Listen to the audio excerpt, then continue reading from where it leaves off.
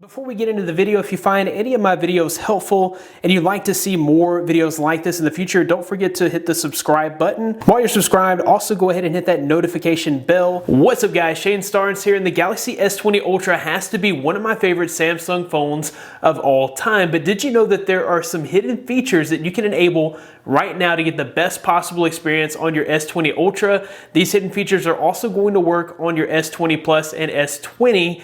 I'm going to show you guys the top 25 hidden features of the S20 Ultra. Let's go ahead and get started. We used to have to go into developer options to increase the animation speed. Now we can go into our settings, advanced features, and you see the option here for reduced animations. If you turn that on, the animations going from, say, like the settings back to the home screen are going to be much faster, and then going back into settings, if we compare that, we'll turn that back off.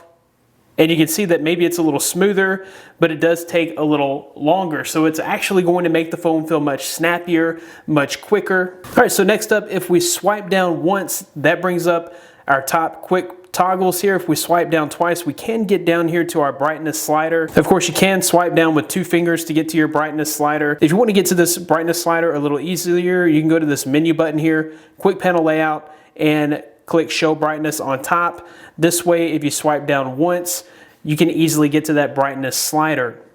With this screen being so large, it can be difficult to get all the way up here to the quick panels, to the notification panel. You can actually go into your home screen settings. The way we got there is just pinch in on the home screen, go to home screen settings, and then you can choose to swipe down for notification panel. If you turn this on, swiping down anywhere on the home screen is going to bring down your notification panel, making your quick toggles and the brightness slider much easier to get to. So the Galaxy S20 Ultra does include a 120 Hz refresh rate display. It is set by default to the QHD Plus resolution with 60 Hz enabled. To enable that 120 Hz, we're going to go into our settings. We'll go into display.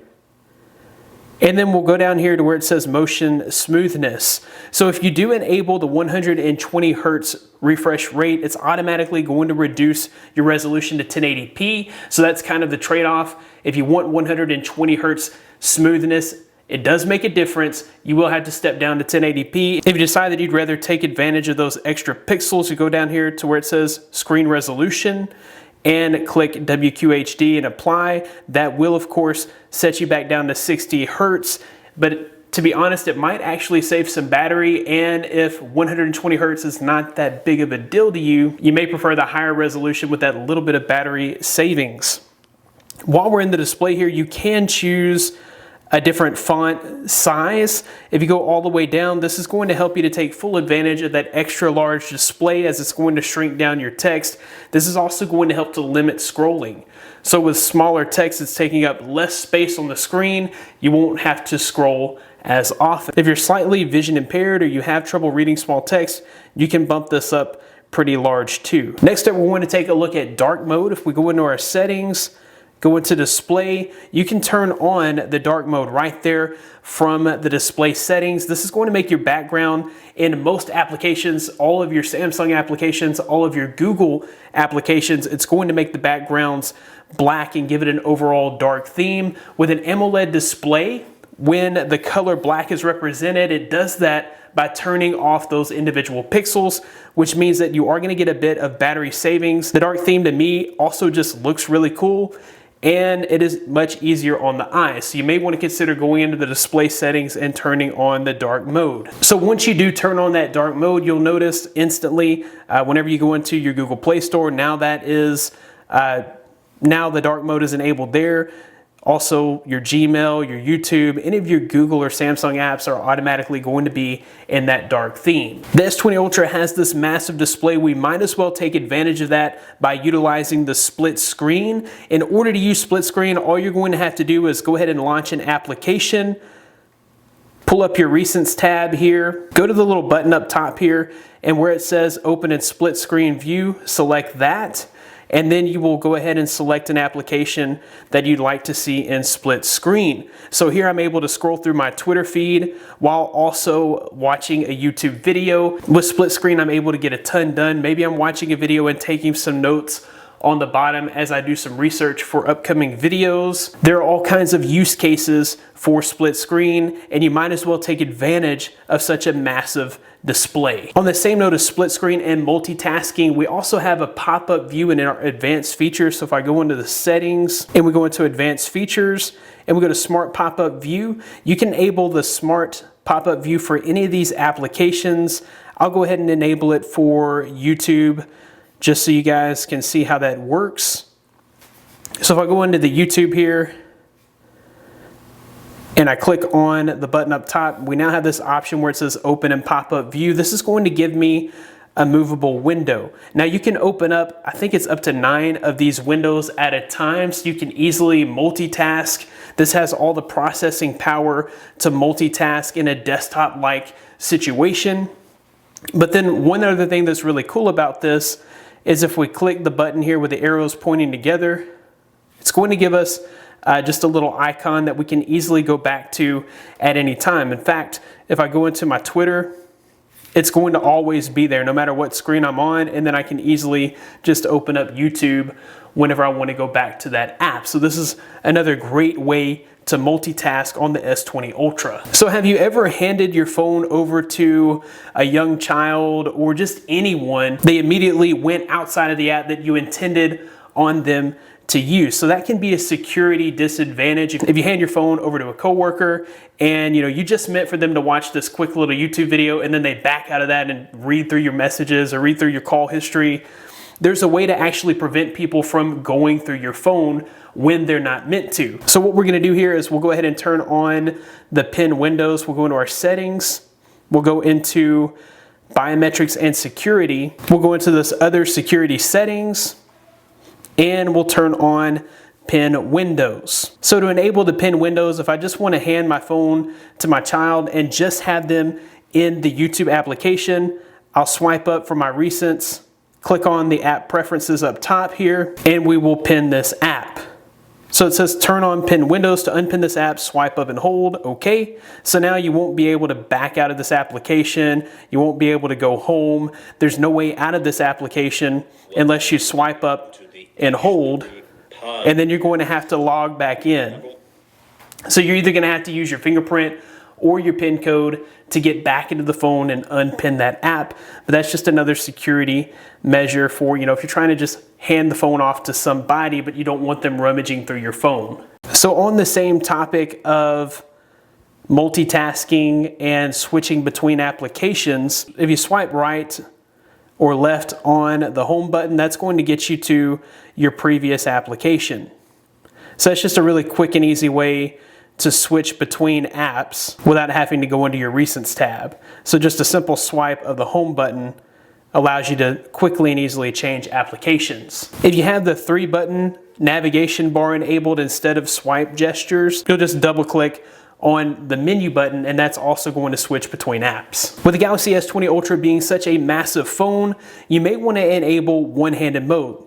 So whenever you do enable one-handed mode, swiping down on the home button puts you in one-handed mode here, and you can easily reach all aspects of the screen. You can also change that over to the left side of the screen if you are left-handed, and to exit it, you'll just click in that blank space. So to enable this, we're going to go into our settings, we're going to go into advanced features, and we're going to turn on one-handed mode. You can choose the gesture there as well. So swiping down on the home button for gesture. You can also double tap on the home button if you have the 3-button nav bar enabled. While we're in this advanced features menu, I thought it would be worth mentioning the Smart Stay feature. So if you go into motions and gestures and enable Smart Stay, what this is going to do is it's not going to let your phone it won't let the display turn off if you're actively looking at the display. So you may have your display settings to go inactive after 30 seconds of not touching the display, but if you're trying to read an article, it may take you more than 30 seconds to get where you're trying to get, or maybe you're watching a video that's longer than 30 seconds. If you're not actively touching the screen, it will go to sleep on you if you have Smart Stay turned on. As long as you're actively looking at the display will not turn off. Another feature worth mentioning in the Advanced Features tab in your settings is the Dual Messenger feature. You can enable dual messenger accounts on any of these messenger apps that show up in this setting here. Once you enable these, you can actually log on to multiple accounts. If you have a business account and a personal account, that can be helpful. If you're a social media influencer or a social media person, you may have several different accounts, and that would also be helpful for you. If we do swipe down on our notification panel, you do notice that there's now a power menu that's accessible from the notification panel. Press and hold the side key. That would normally launch Bixby, but you can actually set the side key to launch the power menu. So we'll go into our settings, we'll go into our advanced settings, we'll go to our side key, and there are a few options here. So if you double press, that's going to quick launch the camera, and that's the setting that I prefer. You can also choose to have a double click open any application that's installed on your phone. I will just kind of keep that as the quick launch camera. You can also choose to either wait Bixby or have the power off menu if you press and hold the side key. I prefer that to be on the power off menu as I don't actually use Bixby very often. You may be wondering, what are the best methods for taking a screenshot on the Galaxy S20 Ultra? The first method is going to be volume down and power. That takes a screenshot. Then you do have some editing options and sharing options that pop up whenever you take a screenshot. The other method is going to be a palm swipe. So if you just kind of lightly touch the screen with your entire palm and swipe over to the left, that's going to give you a screen capture. You kind of have to be careful not to touch the screen in a way that it actually moves the screen like I did in the first attempt.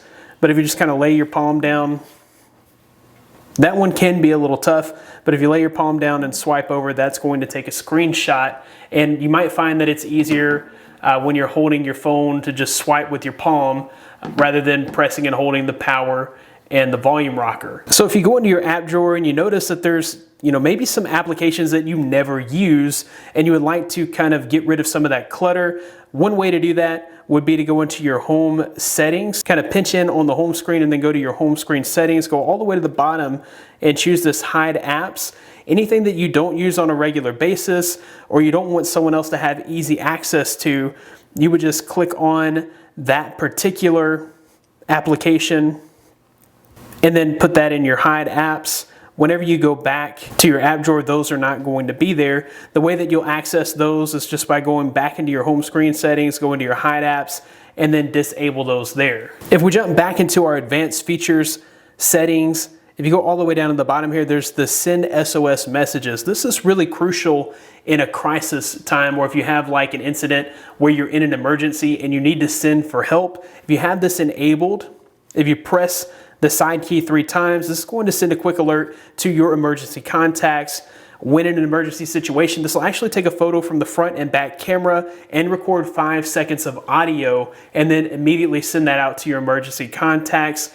So in an emergency situation, seconds matter. Any quick way to get in touch with people could be life-saving. If you jump into your lock screen settings, if you click on the secure lock settings option, you do have an option to lock down your phone. So if you enable this and then you bring up your power menu, you now have the lockdown mode. This is going to disable any type of biometrics. So if you happen to be asleep and someone grabs your thumb, places it on the thumbprint, it's not going to unlock your phone. They're actually going to have your PIN. So if you're in any type of situation where you feel like somebody may try to compromise you with your biometrics, you can enable this lockdown mode and whoever it is will have to have your PIN to have access to your phone. Whenever you're adding a fingerprint, you're going to want to add a fingerprint in several different configurations. So first off, I would recommend adding a fingerprint in the way that you normally hold your phone. And then once you have that fingerprint set up, you may want to kind of try and turn, because you may have your phone on your desk in a certain angle and you may want to be able to just kind of pick up your phone or just reach over and press the phone from various angles. And this is also going to make your thumbprint scanner a little more accurate and faster. So I always recommend, doing a few different configurations when setting up your fingerprint scanner. So now this is kind of laying to the side, I should be able to just unlock it with my fingerprint. Next up, we'll take a look at our keyboard settings. I'll just kind of open up my browser here and I'll go into my settings. If we go to the style and layout, there are some custom keyboard layouts here. You can have a high contrast keyboard, and then you can also choose different themes for your high contrast keyboard. In my opinion, these just kind of look neat, but they can also help you to see the letters and numbers easier if you are vision impaired. All right, so while we're in this, the keyboard settings here, we also have precise cursor control. So if I mistype something here, let's say I'm trying to go to Twitter and I misspell it, you know, instead of having to delete everything and go back, I can go to this menu here and I can go to where it says text editing. Now I can precisely move my cursor to exactly where I want it. This is also great for precise copy and pasting. So instead of having to kind of press what you're trying to copy and paste and then move the arrows to get exactly what you want, you can hit select and then highlight whatever it is that you want to copy and paste, and then just select copy, and that's on your clipboard, and now you can paste it. So there's precision copy and paste in this little menu button on your keyboard. If we jump into the camera app here, you may notice when you're trying to take a photo that the shutter button's way down here on the bottom. Maybe that's difficult for you to reach. You can actually press the button and move it anywhere on the screen to where it would be easier for you to reach. Whenever you're done with that shutter button, you can just press it and bring it back to where it should normally go. So one thing that's pretty neat is you can actually set videos as wallpapers. I just kind of have this kind of silly video here just to kind of demonstrate what I'm talking about, but you may have an incredible video that you shot on your phone that you'd like to see on a regular basis displayed on your lock screen as a wallpaper. We'll just go into our menu here. We'll go to set as wallpaper, and then you can set it on your lock screen. And then now, whenever you go to your lock screen, you'll have that video on your lock screen. So you can kind of take advantage of that beautiful video that you shot on your phone. So we know that the S20 Ultra does not have an LED notification light, and there are a few ways that you can notify yourself. You can have, of course, sound notifications. There are a few other options for notifications on the S20 Ultra. So we'll go into our settings, we'll go into accessibility, advanced, and then flash notifications. You have a couple of options. Most people are familiar with the camera flash that makes the LED on your camera flash whenever you're being notified, but there's also a screen flash option.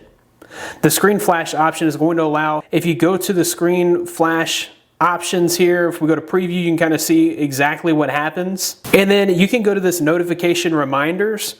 So while we don't have an LED notification, we can make the screen flash kind of work like an LED notification and have it to light up periodically to remind us that that notification is there until, of course, we do clear that notification. All right, guys, that about wraps it up for this video. These are 25 plus hidden features on the Galaxy S20 Ultra that are going to help you to get the best possible experience. I hope that you've enjoyed these. If you have, be sure to subscribe to this channel for more coverage like this on the S20 Ultra, and I've got an S20 Plus that's on the way, so I'll have some coverage on that phone as well. Thanks, guys, for watching. Be blessed. I'll see you in the next one.